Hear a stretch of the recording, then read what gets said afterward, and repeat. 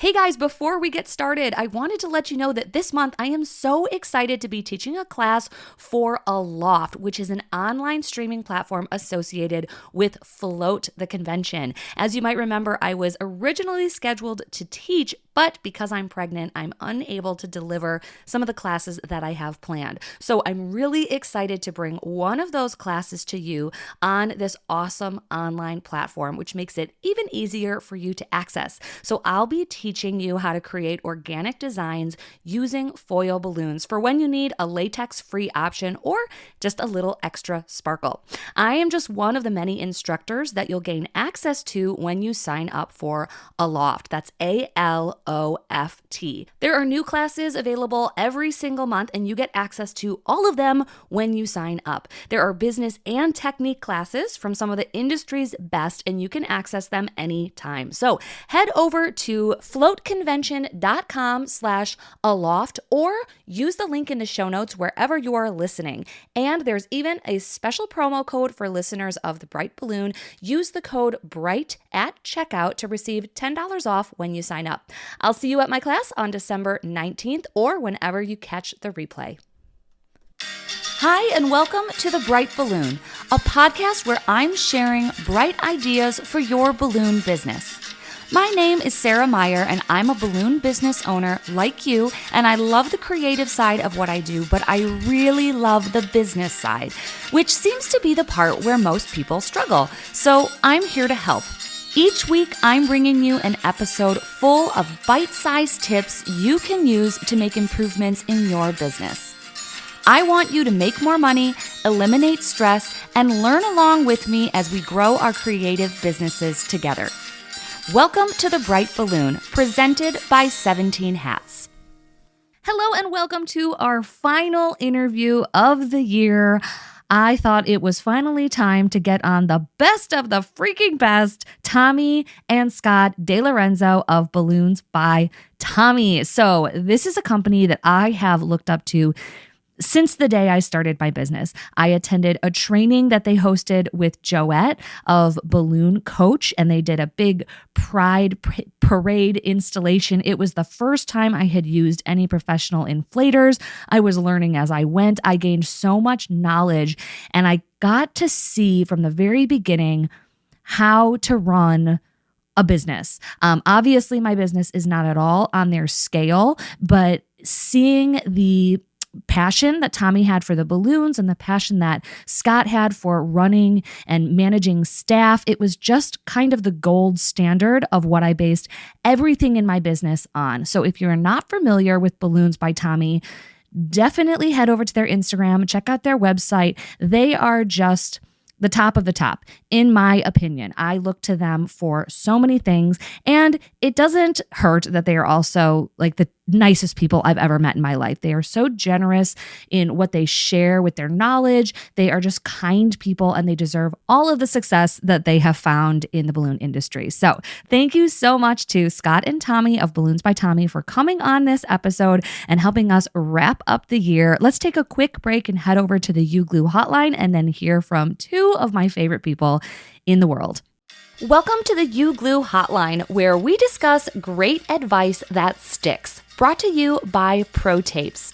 If you have a question or some great advice to share, click the link in the show notes to call in and leave a voicemail. Good afternoon, Sarah. Allison calling in from Marley's Magic Party Factory, a balloon business located in Central Florida. As we get ready to enter the holiday season, especially when it comes to donating time and services to organizations in need or getting ready to donate and distribute items to our communities, are you still writing out contracts, or what type of work are you putting in before you donate your time and services to others? Thank you so much. Have a good rest of your day. Bye-bye. Oh, this is a great question. Okay, so as I record this, I actually have two of my only donated events of the year. So I don't do very much free or donated work, mostly because that is money directly out of my pocket, and also because a lot of the paid work I do is also for charities. So it's kind of a fine line of who gets what. So I only donate these 2 events because they're things that I would just have written a check to anyway. Like they're local organizations that I want to support. So one is a breakfast with Santa that goes to support a summer camp for kids with autism. And the other is just a community event that is through my chamber. So those are 2 events that I feel comfortable and happy donating balloons to. Again, my golden rule is never donate anything that you're like hoping to get amazing promotion from, or like it's in exchange for a sponsorship. Like I've never seen much of a return on that investment. So I very much look at donations as money coming out of my pocket that I'm happy to give. With that said, I do think it helps if you do your normal contract. And this is for a couple reasons. For me, I am so set in my systems and my workflows that if a project isn't in my CRM, I'm going to forget that it exists. So if I don't have a workflow set up, even if it's free, I'm actually going to like forget to go. So I do like still making a project. I do like to make a contract, and I put on there what the actual cost of the items are, and then I zero it out. So I don't really do a contract. It's just an invoice, but I do think it's important for them to see like what they're getting. I think people think balloons cost like 2 cents each, but they're really not, especially when you add labor and stuff. So I personally like people to see that they're getting a $300 arch for free, or that I am not charging them $100 for installation. Like I think that they understand the value more in that sense. So that's the only reason I do that. And then also because then it's in writing for me. I remember what I'm delivering. I know where I'm going. I have it written down. When I break my own system, that's when I screw up. So I do like to have things in writing. It's not a contract. It's not legally binding. Again, I am not getting anything in return. I only donate to things that I would have donated to anyway, which is why I'm a little bit lax. I don't have a contract. And I also have never really got like screwed over in terms of rental items. I know other people have had bad luck where their items are returned damaged or in bad shape. I think if you do like bounce house rentals, you definitely would need to have some sort of a contract. If you have very high end items like backdrops or things that could get damaged and actually take money out of your pocket, then you might want to do some sort of a contract. But for me, when I'm donating balloons, I'm just kind of bringing them and dropping them off. So I hope that helps. And I hope everyone has a great holiday season. And again, don't feel pressure to donate to any events, but I like to support the ones that I would support anyway. Pro Tapes is a leading manufacturer of specialty tape products like Pro Gaff, Pro Artist Tape, and our favorite balloon tape, U-Glue, which helps you create amazing balloon arrangements and decorations in less time. You can save 5% on U-Glue when you buy directly from Having a Party using code BRIGHT at checkout. All right, welcome to this episode, Scott and Tommy of Balloons by Tommy. I can't believe you guys are on this podcast. I'm very excited. You were one of my first trainings. I took your parade workshop hosted with Joette from Balloon Coach. And at the time it was like, I didn't know how to blow up balloons. I didn't know anything. So you have been my model for the last 8 years, and you have certainly done it right. So we're going to talk about your huge business, your long time in the industry. Scott came on board several years into your career, Tommy. You guys just have such an interesting story. So before we get into that, why don't you give us the basic introduction, who you are, where you're located, what your business is. Well, hi, I'm Scott with Balloons by Tommy. And I'm Tommy. We're located in Chicago, Illinois, and I've been doing balloons for 23 years now. Yes, and I've been doing that for, 10? 11 now, yeah. Yeah, why don't you start? Because you were like a little child when you started. Yeah, I always loved balloons as a kid. I even have a note from my preschool teacher when I was 3 saying, I hope Tommy gets the balloon shop he always talks about. So I feel like it was in the stars. IBAC, the International Balloon Arts Convention, which was basically WBC before that, was always near us in Chicago. So the last day was the Festival of Balloons where the public can go in and see it, kind of like Big Balloon Build. And my parents would take me every year, and I was like, oh my God, this is amazing. I'm going to do that. And then I did that. So when did you like start actually doing balloon? Like when did you charge for the first time? Were you like 4? No, I think I was 15. Okay. How old am I? I don't even know. 14 or 15. And was that like schools or where did you start doing that? Mainly private events, like church events, and then for the high school that I was going to. Okay. Then from there, I did it through college. And then when I graduated college, I was like, it makes more sense to do this than get a real job. So Yeah. What did you go to college for? So I always wanted to do balloons, but everyone told me you can't do that. That's not Right. a real job. So I wasn't really sure. So I got a very general degree that I could do anything with. And then I was like, screw these people. I'm doing what I want. Yeah. Yeah. Awesome. And that was how many years until you were like, this is working? It was nice because I was in school, so I didn't super have to depend on like a big income, but it was Yeah. definitely enough to, go out on the weekends and pay all my bills. So, I mean, it's really like the only job besides working at the roller rink that I've ever had. Yeah. Were there ever times you were just like, this sucks? I mean, obviously we all have those times, but did you ever get to a real point where you were like, I think I'm done and I think I'm going to go work for someone else? Yeah, I mean, I still have those days, the work gets overwhelming. The customers are always super lovely. So it gets overwhelming, but I can't imagine myself in a cubicle working anywhere. I think I would go crazy in one day. Yeah. Are you super motivated by the money? Like, does that keep it? Like, I don't know. That's kind of a straightforward question to ask, but I feel like the return is so, yeah, Scott, you're really Yeah. motivated. I feel like when I compare the work that I do for myself and what I'm making versus the work I would do for someone else and what they would pay me, that's where I'm always like, I can't go back. Like, I can't not Yeah. have control over my income. I always like balloons were the thing I loved the most until I discovered money. And now money is the thing I love the most. And I just get to make it doing balloons. Well, I remember you saying that because you were what, 20 years in when I started. And I remember you saying something about like, you used to be obsessed with like the creativity, but now you're okay if they order columns and arches and it's less creative, but it's easier and it's profitable. And I remember being like, oh gosh, I'm all about the creativity. And now I'm definitely at that point where I'm like, no, profit's good. Like Yep. if I can sell a really expensive sculpture that's super custom, or if I can sell 20 columns, like I want the 20 columns all day. Yep. Because I'm not going to lose sleep over 20 columns. Yeah. Yeah, absolutely. I do still like the occasional big job that kind of pushes me because it always works out, the sleepless nights and whatever. And in the end, it always works out. But the stress is like, ooh, it's a lot to do Yes. something you've never done before. Are you ready to take your balloon business to the next level? Look no further than Having a Party Wholesale, your ultimate destination for all things balloons. At Having a Party Wholesale, they're not just a distributor, they're your partner in success. With the latest and greatest in balloon innovations, they're on the cutting edge of new products that will wow your clients. From top brands like Tuftex, Jamar, Anagram, Ellie's, Premium Conwin, and more, they've got the widest selection to fuel your creativity. Elevate your balloon business with premium quality balloons and accessories that'll make every event unforgettable. Join the successful league of professional balloon artists who shop at havingaparty.com. Well, Scott, where did you come from? How did you get involved here? Well, I married into it. No, I met Tommy in St. Louis and we just started talking. We became friends. And then once I got to a point where I moved to Chicago, I was actually an admissions representative at the time.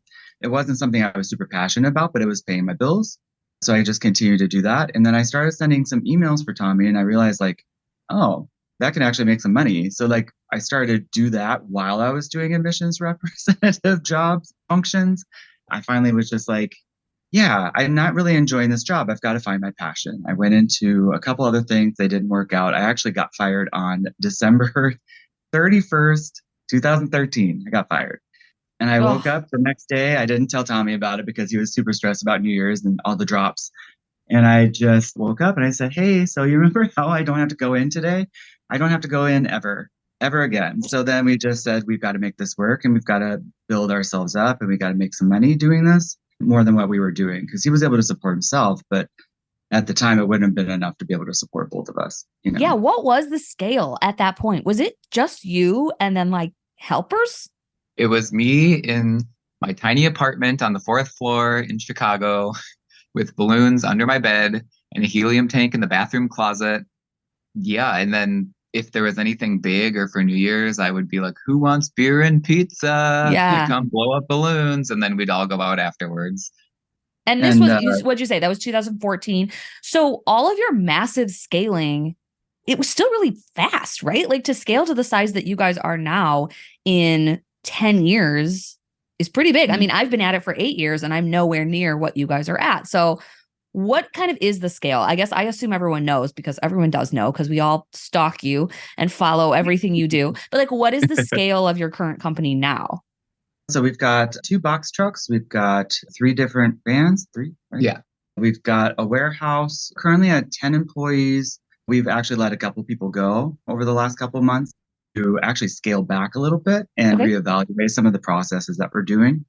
And yeah, we've got a salesperson, we've got marketing, we've hired a couple different companies to help us with web design or SEO. But I'm still lead balloon design. Mm-hmm. You will always be.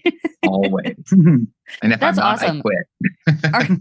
Are you guys, I mean, I'm sure that you have like group chats with some of the other like big players. I mean, are you the biggest? Like, are you one of the biggest in the country? I mean, I would assume you are, but do you really know? I don't know. Like, I know like David Mahoney is probably bigger than us. A lot of the bigger companies don't really have social media presence and stuff. They kind of fly under the radar. So I think there's a lot of big companies out there that people just don't know of. Yeah, that's super interesting. I want to find them. But I think, yeah, you build those longstanding companies and suddenly like getting 100 likes on your Instagram post isn't the most important thing. It's like reaching out to the repeat customers and building kind of your logistics and behind the scenes stuff. So I do think that's true that some of those large companies are not teaching at conventions and not posting on social media, and they're just kind of grinding behind the scenes. So what has been, I guess, the best part and the worst part of growing to the size that you are? You might have different answers.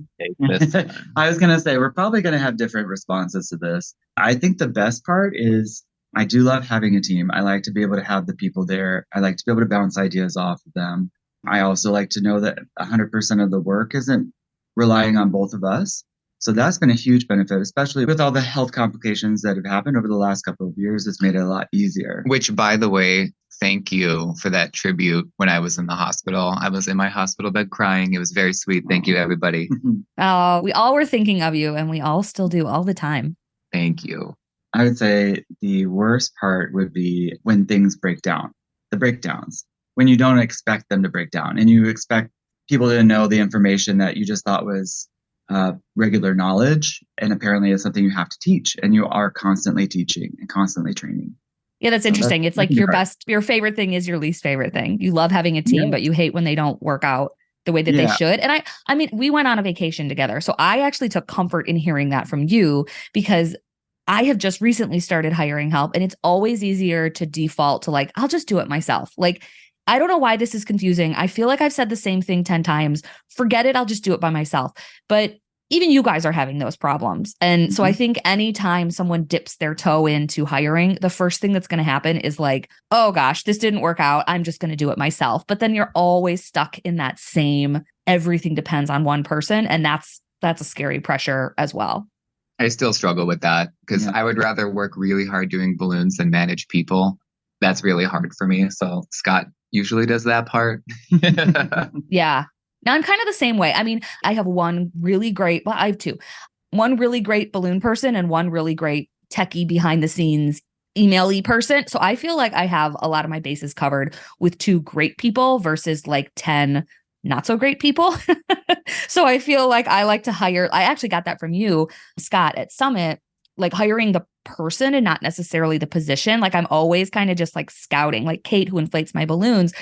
I went to a coffee shop and she was just so freaking good at her job. I was like, I will find something for her to do if she's interested, because she knew every customer. She was so personable. She was just like a doer. Like she was a manager and knows how to get things done. So I felt confident hiring her versus hiring for a specific position. And this is such a different industry. It's hard to actually find someone and be like, oh, where did you go to balloon college? Right, exactly. Like, what are the qualifications they have? It's like, I don't hate being with them. They figure things out. It's like a different set of skills that I think you need. Tommy, what about you? Favorite and least favorite of the size of your business? Least favorite is for sure managing staff and just all the little things that pop up. Like this van has a flat tire and this van just got hit by somebody. So there's just so many like little things that you have to take care of that aren't even relating to balloons. And I'm in it for the balloons and the money, but the balloons. Yeah. So like I want someone else to take care of all of that, but I still hear about it and everything stresses me out. That's your favorite. Oh, my favorite? I mean, I will never not enjoy setting up an event and like taking pride in what it looks like. You know what I mean? Like when you transform a space, like it's still cool to me. Yeah. So I still have those moments where I step back and I'm like, oh my gosh, that looks really professional. That looks like I know what I'm doing. And I'm always surprised. But there are those times where like, okay, that looks like high end. That looks like something that someone with some skills did. And when it's me, I'm like always surprised. I still have that too. So you said you worry about everything. Do you have a lot of anxiety when you have people like going out and doing things for you? Or I don't want to say the quality, but I just read this book that said 80% of something that you didn't have to do is 100% awesome, like basically lowering your standards. Do you feel like you've had to lower your standards and trust people, or do you feel like people are living up to your standards? Because you're really good at what you do. Thanks. Kind of, I don't want to say dumb down designs, but make it in a way that's written and teachable to repeat instead of like the artist and you just creating. So like things still have to be up to what I think looks good, but there's less of my heart in every project, which I know is the point. But as someone who cares too much about it, it can be hard. I won't let anything out the door that looks remotely not perfect. I would say that mostly everything has actually been touched still by Tommy, in some way. He is always like, they're always taking pictures and sending, and he goes, fix that, do this, make that happen. He's always involved still with pretty much every balloon that goes out the door. Well, you saw me in Alaska on my phone. Yeah, well, that's the thing. We went on an Alaska cruise together, which take me back. I want to go back. Just and watching you guys manage remotely versus I think I had like 2 jobs going out without me, and that made me nervous. And you had a full workload and you were really depending on your team. But what are some of those things that you have in place so that you can kind of take a vacation, but you're still kind of managing from afar? How does that function? Everything that is on the calendar before we leave has been like really gone over with managers. We make sure all the product is there. There's no questions. And then we still we get so many last minute orders, but they're not going to take anything that they don't feel 100% comfortable with. But while we're gone, anything that's made in the shop, they take a picture and they send it to our company group chat. So everyone's eyes are on it and they can make sure that it's right. Like they made something in color block instead of accidentally mixing the colors, and all the details to make sure that what the client ordered is what's going out the door and it looks up to standards. It's a lot of communication. Like they have to communicate, okay, I'm leaving for my job now. I'm coming back from the job now. I'm going to stop by and get the products that we need, from Brody's. Yeah. Or I'm on site, but the loading dock is full. So I'll be waiting for a while. So don't stress. I'm here. Yeah. What are your actual like technologies that you use? You said your group chat. Is it literally just like a text, like a group chat? We use an app called Signal. Okay. It's basically like a Facebook Messenger, but it's better for sending files because we send so many pictures and videos and stuff. Oh, interesting. Okay. And then we have a Facebook company chat that's more for silly things like Reels and TikToks and then 17 Hats, obviously. So that's like your booking system, your CRM. Do you have anything in terms of like, I am now working with a virtual assistant and it was kind of clunky figuring out some of that stuff. Like, are you all in the same email? Do you have independent emails? Who's looking over whose shoulder? Like, how does that work? Because I can't imagine it on that scale without one person ultimately being in charge. So how do you do that? Honestly, we've been doing a lot of thinking about the procedures that we're going through. I've got lists. I've got check off things like for our managers that they have to send to me at the end of the day. Like 17 Hats is a big one. Everyone has their own email if they're a manager. A lot of CCs are happening now. That's what we're trying to go for. And we now have a new rule that if you said it and it's not in writing, it didn't happen. Okay. Is That's it all. like G Suite? Like, what do you use to actually do your email? Are you an Outlook or are you just Gmail? Yeah, we use Uh, Outlook. We all have Okay. addresses through our website. So it's Okay. like everyone at Balloons by Tommy. And then when they fill out, like when a client fills out our contact form, it always goes to me and then I field who to send it to. Okay. So like I'll send it to Shannon who does our sales, or if it's something like complicated or someone that I work with all the time, like I'll keep it for myself and do the order. And I get like 2 sales a year for the company. So I feel really good about that. You do? Yeah, I do 2 sales a year. He doesn't want to do the sales. Right. I refuse to do these specific jobs. No one wants to work with these people. So That's so funny. Do you like, have there been, I mean, I'm sure there's been issues. You don't have to like say what they exactly are, but like, how do you overcome that? I'm sure someone has responded to a client in a way that you wouldn't have, or pitched items that like you would never have sold, or they sell them at a rate that's lower. Like you just have to let that happen and then correct it for next time. You just kind of have to let people fail, or how does that work? Honestly, it's pretty rare that it actually happens. Shannon, who does our sales, was on production for 3 years first. So she kind of picked up on like the scale of what we sell, like Okay. what type of ceilings you can rig from. And so she's got a really good grasp on like what's possible. and she's kind of taken this up too, and she's kind of taken the reins on this a lot. She has her own systems that she works through to make sure that she always. Yeah. And for pricing, we have like broken it down to like a quad costs this much. So Mm. she can add up a design and get a price for it. And it's like she's almost always spot on. Yeah. At BalloonSuite.com, we help you solve some of your biggest problems and help you reach your sales goals. One of the ways we do that is with our Balloon Suite blog. You can see the blog publicly on BalloonSuite.com, but for our subscribers, we have a whole other blog with additional expertise and sales strategies that we see working. If you've ever wondered how to get into a university or how to make money at a mall without ending up in a lease that you don't want, or some of these more advanced topics within balloon decorating and running a balloon decorating business, then Balloon Suite is a place for you. Learn more and find out about our packages at BalloonSuite.com. Do you guys do mock-ups? Is she actually designing things, or how does that work? Never. You don't do mock-ups. I will never do a mock-up. The best mock-up you will ever get is I take a picture with my phone and like scribble. Like the Interesting. garland will look like this. I feel like more and more people are asking for them, and it's like, oh my gosh, like the custom colors and this, and trying to get things out of my head. But you are very heavy on menus and photos, correct? Yeah. I mean, I know this because like every other day I get one of yours sent to me. Like, can you make this? I'm like, well, not as good, but yeah. And what are like, how do you get those to people? Like, what is your method? You have what, 1 million New Year's Eve photos. Do you put them all together in a Canva document? Do you just put them on your website, like in a gallery? Like, what are your methods for getting pictures to people so they can find them and keeping them organized? Yeah, they're basically like little menus, like the different types of columns we offer, and then a price.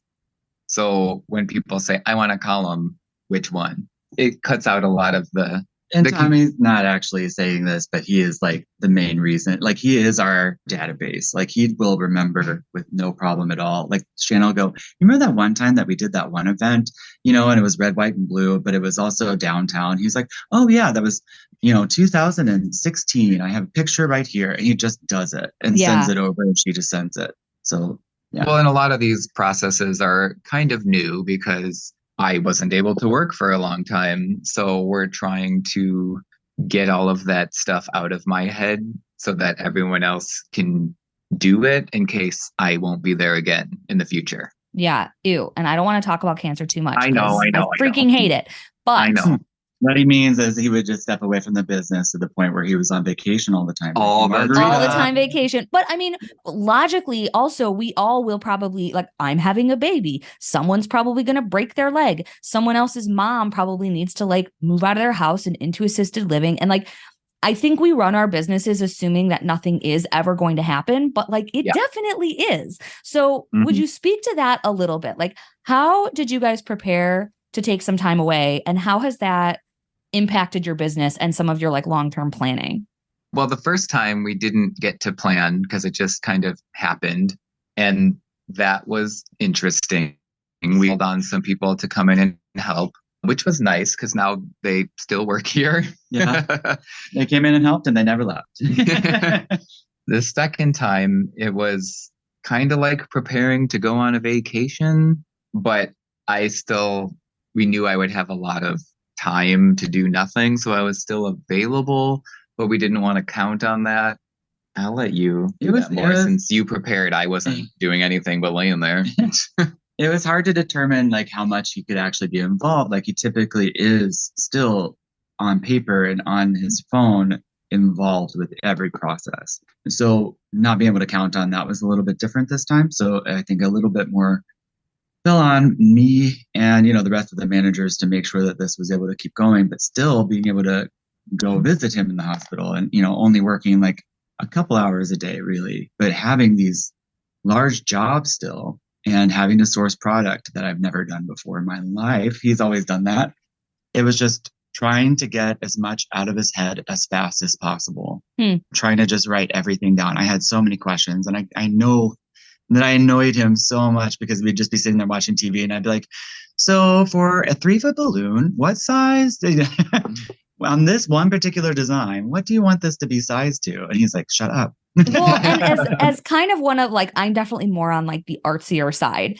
Like a lot of my answers to those questions would be like, I don't know, whatever looks good. Or like, you make it up as you go. Or like, I don't know. I never wrote anything down. So like, I can't imagine. And that used to be my answer. Yeah. And so I got asked so many times that I was like, don't ask me. It's going to be whatever. And it's going to be all the time. And you can measure it. Here's a slide in size. Like, blah. So documenting everything as you go. Yes. Recipes for every single thing that we make, even the smallest little thing in the shop. Just so that way, because you never know who's going to have to make it, right? Like our managers could get sick, we could be out, and then someone who hasn't done this one particular design that is being sold for that week has to do it. So how are they going to do that if they don't have it at least on paper, right? Yeah. So they just have to know. The stakes are just a lot higher for you as well. Because I remember when I used to work a full-time job, I was like, okay, worst case scenario, if I get hit by a bus, they don't get their balloons and I don't care. But now it's like, well, shoot, worst case scenario, like if I'm sick or I have a baby and something goes wrong, like I don't know that I have enough money to reimburse a $10,000 job because it didn't go as planned, and it's, I would imagine on your scale, it's just everything is magnified. It's a lot easier to kind of bail on jobs when it's like $100 and it's your side hustle. But when this is both of your full-time careers and you're dealing with really high-end clients, it gets scary fast.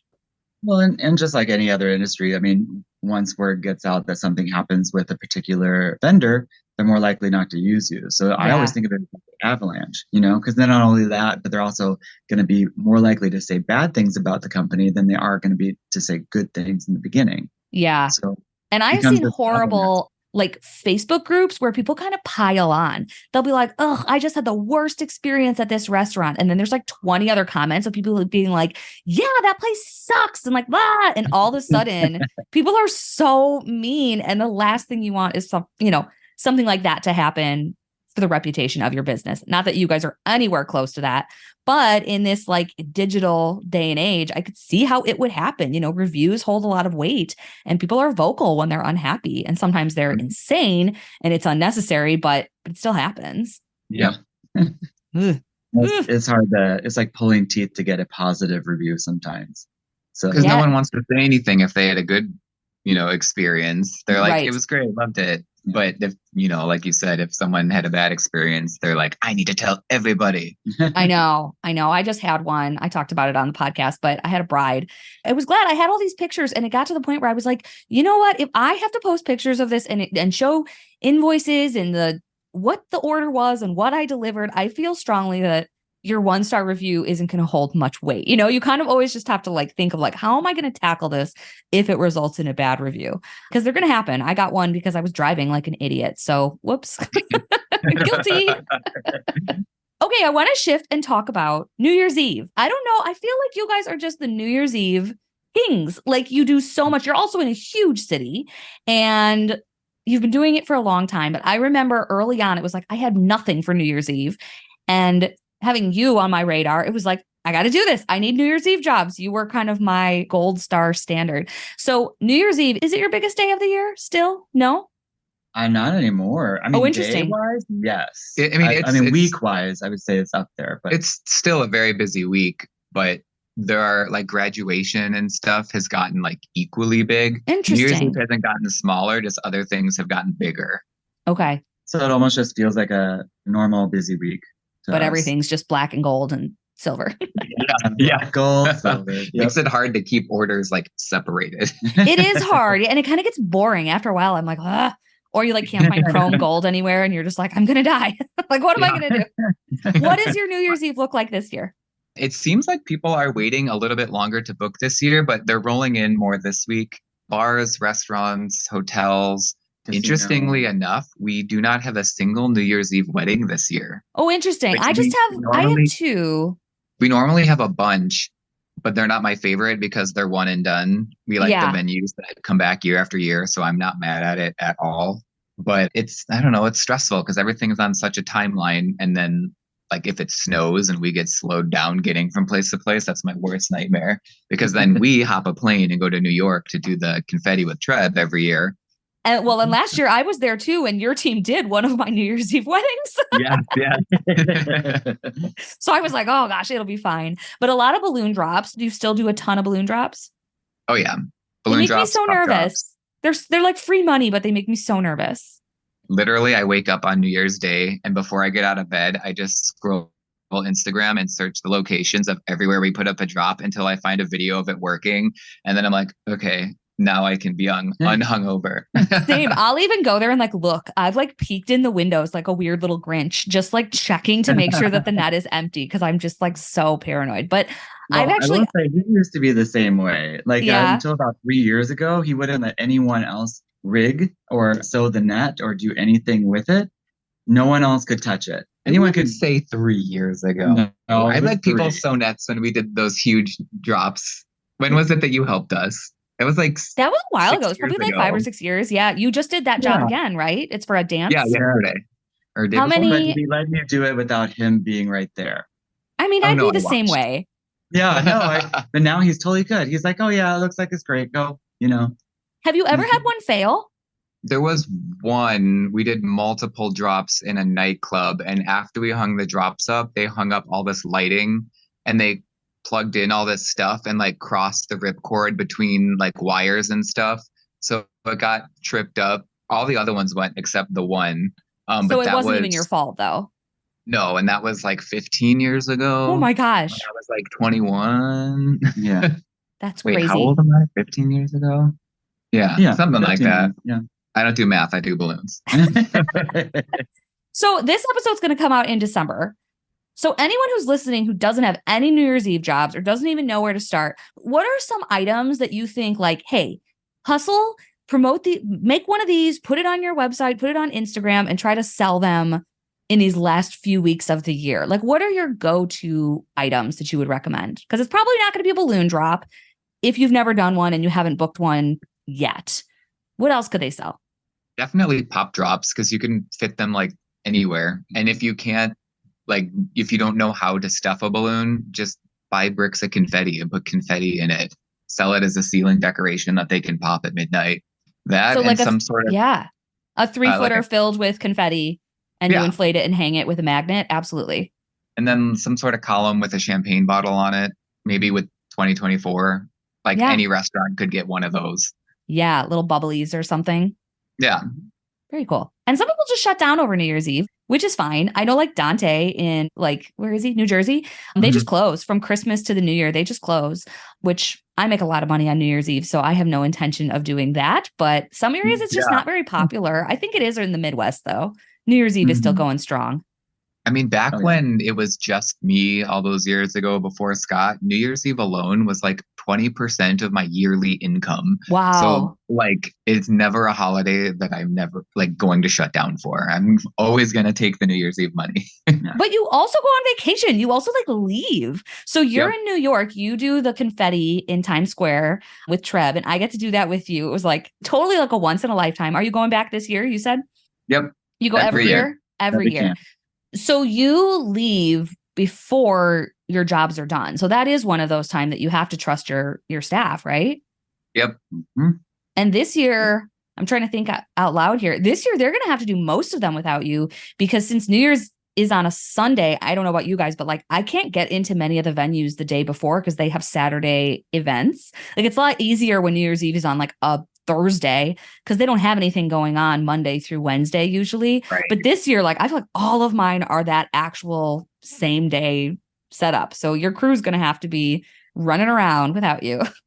Yeah, but one rule we do have is that if you get a balloon drop, we don't do any rigging on the 31st. So if you want an actual drop, it's got to be rigged by the 30th. Otherwise, interesting. Drops are your only option. Interesting. That's a good idea. I think I only have 3 this year and 1 will be rigged by someone else. So I know I always have that like caveat of like if it doesn't work, it wasn't my fault. So that makes me feel a little bit better. But yeah, it does feel like a time crunch this year. So let's talk about 2024. Any big goals? Do you guys sit down and do like goal planning as a team or how do you plan your year? Usually me and Scott plan our year like personally and then translate that to the business, like what we want out of it. Oh, I love that. So like vacations and stuff like that? Or what do you mean personally? Your personal goals? Just like a theme for the year, like what we want the year to look like. Like one year we did the year of yes, where we just said yes to everything. And then that was quickly followed by the year of no. And last year was meant to be reset. And like for the most part, it started off strong, like 6 months of strong reset. And then, everything kind of went different than planned. So then this year, I think we've already got one set. We're not in stone yet. But yeah, we're going to have to look at the business at the end too. We usually start probably in January, like the first week of January, looking at the business and saying, this is what we want this to look like. And this is how things are going to evolve and change or stay the same. Yeah. Any big changes in your business? Or are you kind of in that maintenance phase of like, it's working and you're just going to keep it, or any big overhauls coming? I don't think big overhauls. I think just like tuning, but Scott might have another answer the way he's looking at me. So let's hear it. Well, I mean, for me, I don't think I can ever look at it and be satisfied. It's kind of like when you're looking at balloon art like most balloon artists will look at their art and go, I could tweak that. I can make this better. I feel the same way about like all the processes, the procedures, the apps that we use, the way that we do our accounting, the way we do anything. So for me, I've got like 3 or 4 things on the pipeline that I kind of want to evaluate and look at. Like, I don't know, but maybe everything up to even incorporating more software to work with the CRMs. Yeah, absolutely. Yeah. So this is always those tweaks. And then, like you said, there's always these things that come out of left field that you're like, we weren't planning to plan around that, but now we have to. Any fun trips? I know personally, you guys always are traveling. Do you have anything on the books for next year? Yes. We start out the year in New York, and then like a week and a half later, we're going to Hawaii. Woo! And then float. And then 2 days after float, we're going to Mexico. And I think that's where we stopped planning. We're going to put a cruise somewhere in the middle of all that. Yeah, want to come? Yes, absolutely. All right. I'll have a 4-month-old baby, but I'll figure that out. Vacation's like the one thing that I want to do all the time. So work hard, play hard. Yeah. And then before we wrap up, you don't have to go into detail, but I talked to you guys about this when we were on our cruise together about the idea of like exit planning, retirement, saving enough. Like, I feel like that is a big area in our industry where people either ignore or they don't ever get to, right? You start your balloon business, eventually it ends and you move on. But you guys are like career balloon people, which means that you need to retire from this job. You're not going to be on ladders doing New Year's Eve installations when you're 90 years old. So I'm not asking so much what your exit plan necessarily is, but how do you even go about picking that apart, like financially or timeline? Like, what are some of the thoughts that you have about that? I mean, start planning immediately for what your exit strategy is going to look like. And I would say, like, if you got a bank account through your company, I would probably start maybe putting a savings into that as well, incorporating that part of your exit strategy. And then also just developing the team to where maybe someone else might be able to, I don't know, continue the business. If you guys weren't there, if we weren't there, how are they going to be able to continue past? I think what he's trying to say is the goal is to have the company run without us there, but still making income from it. So that's your personal direction. You're not really looking one day to sell everything and be done. You figure if you've put the pieces in place and it's working, just to kind of collect your cuts and let it go. It's really hard to sell a business like this, where you're creating art, because I feel like most balloon artists, they didn't like pick the job out of a hat and they did it. Like, you need to have a passion for this industry in order to be successful at it. If you don't put your heart into what you create, like it's not going to go anywhere. So to sell that to someone else and have them try to do that, it's a lot more difficult than selling like a dry cleaner office or, something where it runs by pushing a button. Right. Well, and it's like, I look at my business and there's not much to sell, right? There's no infrastructure, there's stuff and there's clients, but other than that, there's not much to sell. But your business is the opposite. You have the processes, you have the location, you have the clients, but like to get the price that you would deserve is going to be hard because you have such a large company. I don't think there's many entrepreneurs wandering around looking to spend millions of dollars on a balloon business. Like, that's a hard sale. So it seems like you're kind of in this category of your own where you do kind of need to keep it going. But that's just like an overwhelming thought for me. Like, I feel like a lot of people wait until they're in their 60s to start thinking about it. And I know that is not the case for you. And investment wise, I feel like that's kind of a confusing area too in our business. But do you guys invest in terms of like, I don't know, a 401k, I don't even know what the terms are. I do, but they're kind of on autopilot. But I'm assuming you have investments working in the background as well?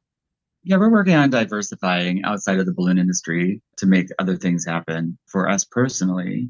I think the key anybody who wants to sell their business, the only way that you're actually going to be able to do that and get the price you want is to make it turnkey. And no one's done that yet. Yeah, that's what I was going to ask. Is there anyone? Like, there's no model. You're not really following anybody, right? Yeah. I don't keep up with social media. I don't really look at anybody else as much. Like, Tommy knows so many people in the industry, and I try to stay back from that.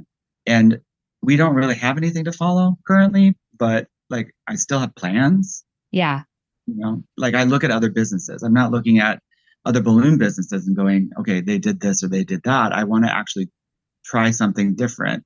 And the only way to do that is to kind of ignore what other people are doing and just your own course. Right.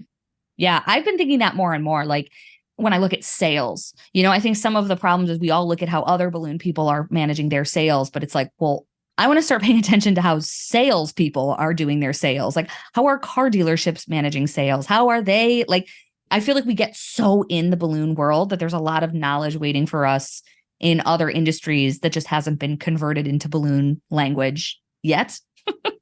So that's what I'm looking for, but it's hard. It's overwhelming because it's like, we're different, but we're not that different. I feel like we are still a service-based industry that we can take our lead from some other experts out there.